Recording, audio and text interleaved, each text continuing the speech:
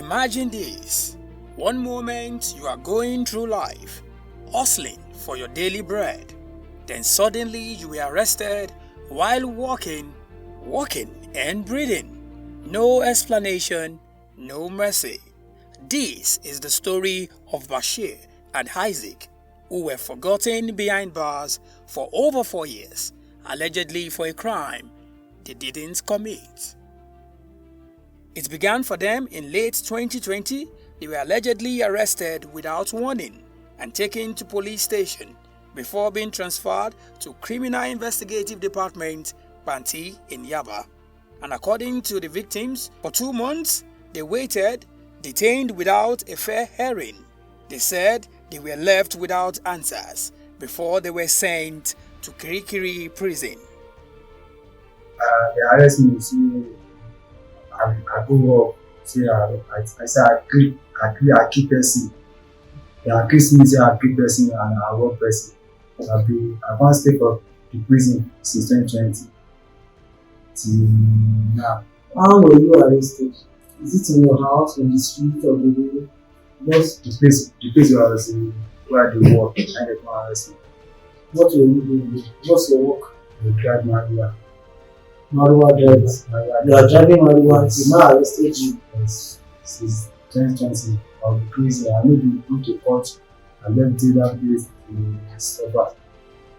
Before one person drink this water and they have to be saying the court. Are you the only one that was arrested at that point? No, yes. Only you. Yes. How many of you were charged together? You were charged together with this one. How do you make this one? Live in the court, in the station, in January Square, at the station. How old were you when you were arrested? I'm 23 years old, then, or almost 23. What were you doing before your arrest? I have an handwork. I learned a tailor, but I'm not yet graduating, but I've collected a permission from my oga to go and look for money for freedom. But by the way, I always drive more. I use more to be living at the side of my life. So where were you arrested? I'm arrested at Abalawa before AIT Road at Kola Alagbado. Which date? December 3rd, 2020.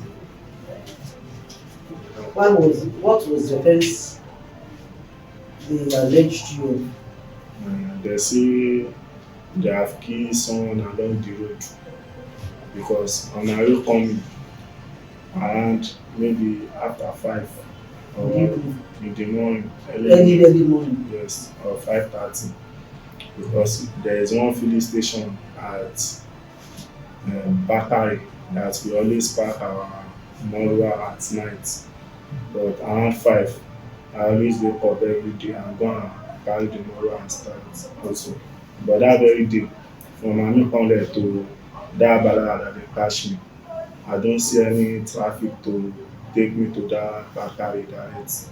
And I said I should be using leg and be going small, so I will see any traffic that will carry me to that place. Transport. But on my way going they just park from my side. I don't even want to go. They hold me.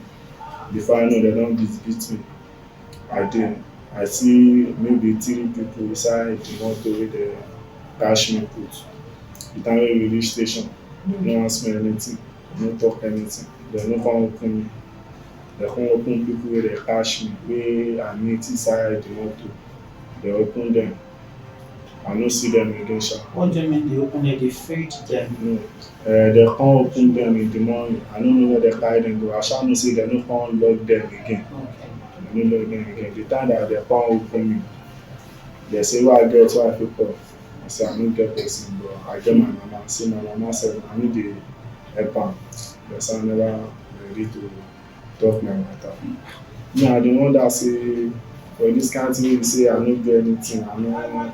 They ask you to leave money. They say, who have people really say you need to come pay me. Paid you. And moreover, I need Were you given any specific amounts for bail? No, they never, because they want follow people talk first, so only they see people so they go fit follow them talk about it. Did you write any statement at the police station? And I write statement to but the statement that I write dem no collect am. Na like 4 book dem use write my statement wey be Were say you asked to write it on your own or they ask get me. it with just patient? Were you are asking question and they are writing for you, or Yes. they ask you to write it No, with they your are asking handwriting? me question and I'm answering them. They are writing for you. Yes. Victims explained what life looks like in the prison, from the mode of feeding to the sleeping conditions. How did you think? No be small thing but because me I know say I no get helper na only God. The beans wey dem dey carry come na beans wey be say dem no go select am. As im dey inside that sack, one person go just put am for back, dem go just put knife tear the sack. So you On know top where they fire. are saying where they are cooking in the prison? Yes, it's inside yard, kitchen dey there inside the yard. Na inmate sef eleven na im go cook am. Dem no go select the beans from inside sack, dem no go raise am to on top fire. Maybe the beans wey we go chop tomorrow morning, we don cook am down like this time. We don dey there, dem go just open am down. No Is it problem. like bag? They bring bag of beans. Yes. Put it inside the big pots. It's no one bag dem dey cook o. Dem dey cook plenty but as dem instead of dem to say make maybe we inmates make we come dey select am and we know dem go just put am on top fire direct na so the beans wey dem go give us sugbon e no reach 30 naira beans for that time but me sha as e be say no helper I sha dey sustain me I dey chop am. The Nigerian Correctional Service, once known as the Nigerian Prison Service, was born from colonial roots before it transitioned into Nigeria's legal framework under the 1999 Constitution. Section 35 guarantees the right to personal liberty, and Section 36 ensures a fair hearing within a reasonable time. The Nigerian Correctional Service Act of 2019, signed into law by the then President Muhammadu Buhari, promised reform, dividing the service into custodial and non-custodial arms, emphasizing rehabilitation over punishment.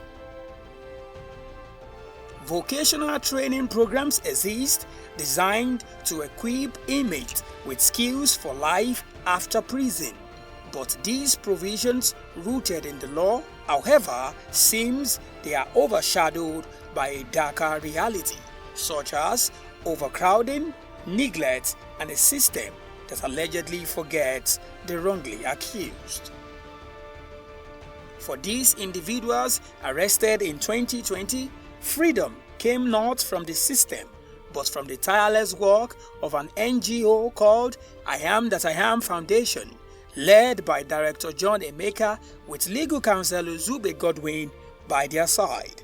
They fought for justice, and on a fateful day at Ikeja High Court, Justice Olatunde Oshodi delivered a verdict that set them free, in what was a moment of joy for the victims. Crime cases that have been unresolved for some years, and through that we've been able to release some people through the court processes, because we realize that some of them are cases that are without case file, and some their cases have been long forgotten, and they've been in the prison for some years and nobody's checking out. In fact, there was a case where we had to reach out and the person said, my family stopped coming 5 years ago. So, and nobody is out there for me. So we decided to take up the case, and to the glory of God, we've been able to see to the end of some cases. We've been able to bring out about 5 or 6 people out. This is making it about the eight set of people that we've been able to get bail for. Advocates are requesting that the federal government look into the situation. When we talk about the criminal justice system, I would say the Trinity, that is the courts, the police, and the prison authorities. I think these 3 arms, they have to work together. They have to work together, because from the case that we just have here now, this young guy, from well, from the interview we had with them, you can you can notice that the charge against them, they never committed that offense. They never committed. So the police have a role to play, because most of the cases that they dump the, I'll call it they dump the file in court, and make the court a dustbin. So they dump the file there without proper investigation. And the more reason why these guys we are not released. One, because I feel they don't have the financial muscle to go back and forth at the prison to court, and also they are not also they are not well educated when it comes to the criminal justice system. Then on the side of the prison authorities as well, you can see from their experience, how as in their life in the prison cell. My advice is that the federal government should, I don't know, they should do more, improve the welfare there in the prison.